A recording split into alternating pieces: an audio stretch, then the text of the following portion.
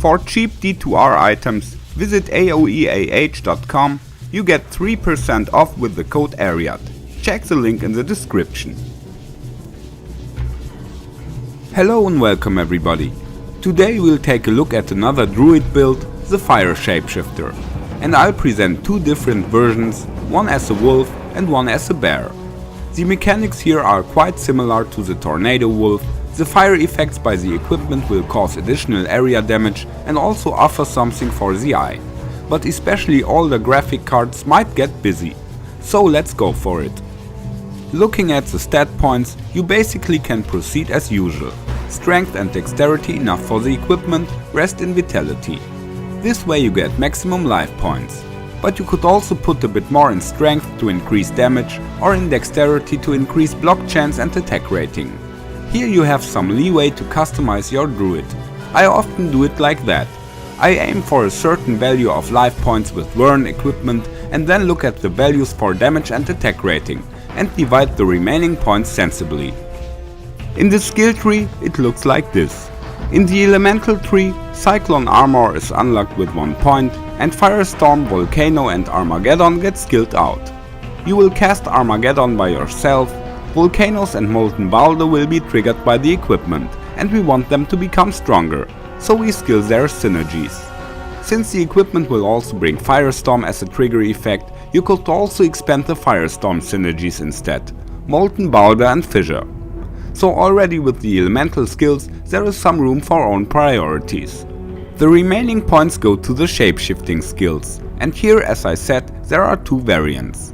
In the Wolf variant we need Werewolf and Fury at a good level, so our melee attacks will have a satisfying chance to hit and also do high damage. Lycanthropy is also useful to increase, because then we get more health and the transformation lasts longer. But we won't have enough points to skill out everything. Optionally, you could also cut back on the elemental skills of course. With the bear we go for the fire claws, and in that case it is worthwhile to maximize the two synergies plus Armageddon in the elemental tree. Also helpful are a few additional points in Maul or Lycanthropy. We will use Maul in between to get the speed boost or refresh it, similar to the Wolf's Feral Rage. If you play the bear, you can also unlock Hunger and Shockwave with 1 point each. So all in all we would have the following trees. It is also possible to play the wolf with fire claws, fits a bit better to the fire theme, but it is less effective.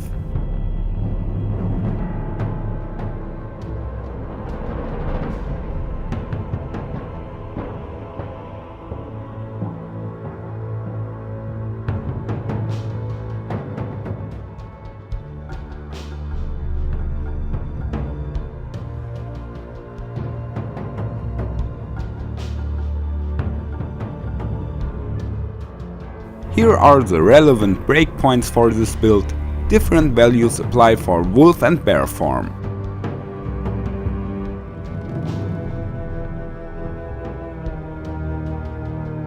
Now the items. The core of this build is the runeword Destruction built into a faceplate. It has a fast base attack speed and there will be no repair costs. This runeword is built quite rarely, but that's exactly why we want to use it here, and we have skilled the druid for this purpose. The weapon triggers Volcanoes and Molten Boulders. In addition, we will also use Armageddon, which you can also cast in animal form. The weapon also has some extra magic damage, 20% crushing blow due to the included bear rune, and thanks to the Vex also 7% mana leech, so we don't need to worry about this issue anymore. The only drawback, no IAS on the weapon, so all attack speed has to come from the equipment.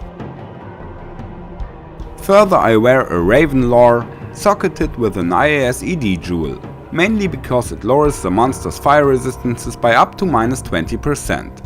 The runeword Flickering Flame would also be a possibility, especially in a base with useful skills. Jalal's Mane or Cerebus Bite would also be legit of course. The armor is a 40, there is no practical alternative unless you want to give up a good chunk of damage. For the belt I use the Nosferatus here because of the attack speed. It also has some life leech and slows down the enemies. The shield is the runeword Phoenix for two very good reasons. First, it increases our damage by up to 400%, on the other hand, it reduces the fire resistance of the monsters by -28%. By the way, this rune word has a good chance to cast firestorms on your attacks. The amulet is High Lord's, 20% IAS, 1 to skills and Deadly Strike, all very useful for this build. The gloves are Leather Gout, because we get another 20% IAS here, and by triggering enchant we got some attack rating bonus and a bit of extra fire damage. The rings are a Raven Frost and a Carrion Wind. We have no synergy skill to the twisters here, but we can still take the stun effect. For boots just take War Traveler, they give strength, vitality, extra damage and magic find. For PvE a good choice. In the second weapon slot there are a CTA and a Spirit Shield. Besides the Thunder Charm, Torch and Ani, we take some shapeshifting skillers and or a few charms with max damage, attack rating and life. Resistances and faster hit recovery can also be useful. If having issues with the hit recovery rate, you could maybe wear Shadow Dancers for 30% FHR. We also have an Act 2 Mercenary, here either Might or Holy Frost is useful, possibly also Blessed Aim if you need more attack rating. He will carry a Reaper's Toll, the Decreepify curse makes conflicts with physically immune monsters more pleasant. We also do lots of fire damage of course, but life and mana leech only work with the physical damage. In addition an Andy mask with an IAS fire resist jewel and a 40, preferably everything all ethereal. Despite the low weapon damage, we easily get over 3000 maximum melee damage with this build, and the minimum damage is quite high here too. You can get over 3000 life with the War Cry even without extra points in Lycanthropy. The attack rating is fine too. In Bear form we already have over 3000 life points without War Cries, and with maximized synergies the Fire Claws will reach over 10,000 damage. Armageddon gets over 5k damage in both cases.